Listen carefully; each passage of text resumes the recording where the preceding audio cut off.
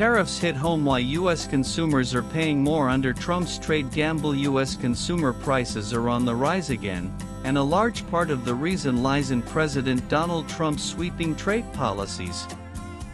The latest inflation figures, combined with sharply slower job growth, show that the costs of Trump's tariff war are no longer just a matter for trade negotiators or Wall Street.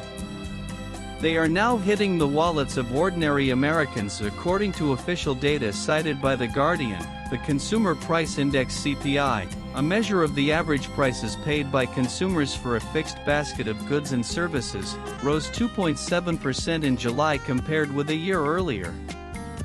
While this is lower than the peak seen during the pandemic period, it marks an uptick from the levels seen in spring. Core inflation, which excludes volatile food and energy prices, rose by 3.1% over the last month, a faster pace than in June.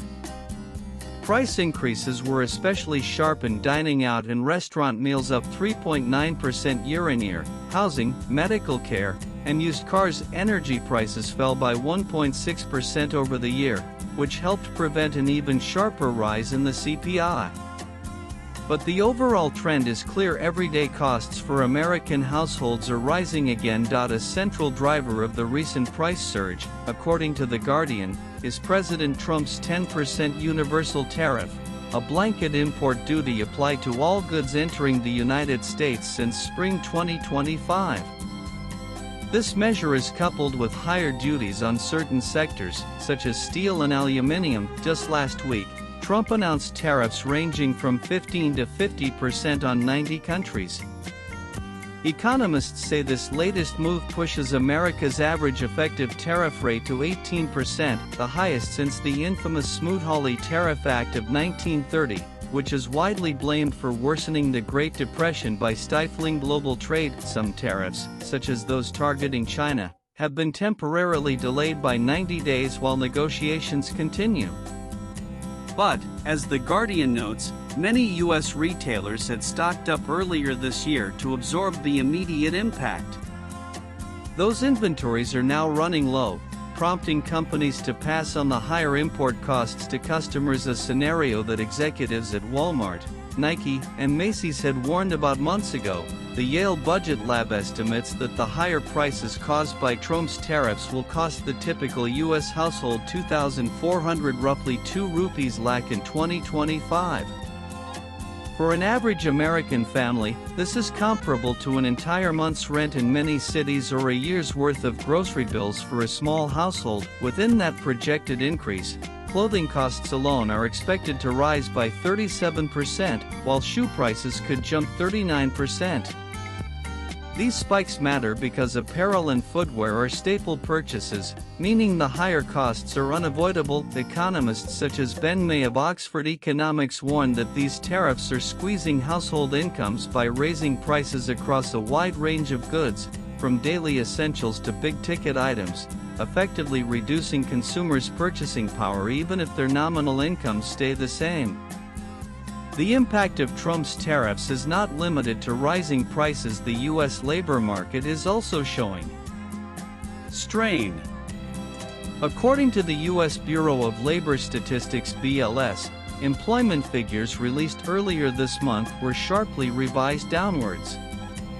What was initially reported as 291,000 jobs created in May and June combined has now been corrected to just 33,000. American journalist Stephen Greenhouse, in an op-ed in The Guardian, notes that job growth has plunged by more than 70% in the 3 months since Trump's April Liberation Day tariffs, a reference to the large package of trade duties unveiled on April 2nd.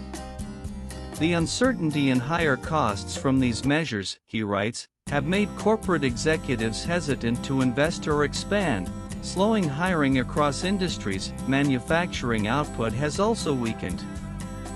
Motorcycle maker Harley-Davidson has cut production due to tariff-related uncertainty and higher expenses, while car maker Ford reported an $800 million drop in quarterly profits linked to increased input costs. Several economists now warn of a possible return to stagflation, the toxic mix of high inflation and stagnant growth last experienced in the U.S. in the 1970s. Stagflation is particularly hard to tackle because the usual tools to fight inflation like raising interest rates can make growth even slower, while measures to stimulate growth risk fueling further inflation. BMO Economics, the research and analysis arm of the Bank of Montreal, one of Canada's largest official institutions, told The Guardian that economic activity and job growth are sputtering under the weight of higher tariffs, increasing inflation, and rising economic policy and trade uncertainty. Such conditions, BMO warns, could push the U.S. economy towards a slowdown even as household costs continue to climb, creating a scenario where both consumers and businesses are squeezed simultaneously. Trump's economic policies are also fueling political tension with U.S. institutions. He has repeatedly pressed the Federal Reserve to cut interest rates, arguing it would spur growth. However, higher inflation makes rate cuts less likely, as the Fed's dual mandate is to balance price stability with maximum employment. The president has attacked the Bureau of Labor Statistics (BLS) over job data, firing Commissioner Erica McIntyre shortly after the weak July report and nominating E.J. Antoni, a longtime critic of the agency, to the post. He has also targeted Fed Chair Jerome Powell, even threatening to sue him over what he called mismanagement of building renovations, a highly unusual move for a sitting president. Trump has repeatedly described his tariffs as a historic trade win, claiming they bring massive amounts of cash into the U.S. Treasury.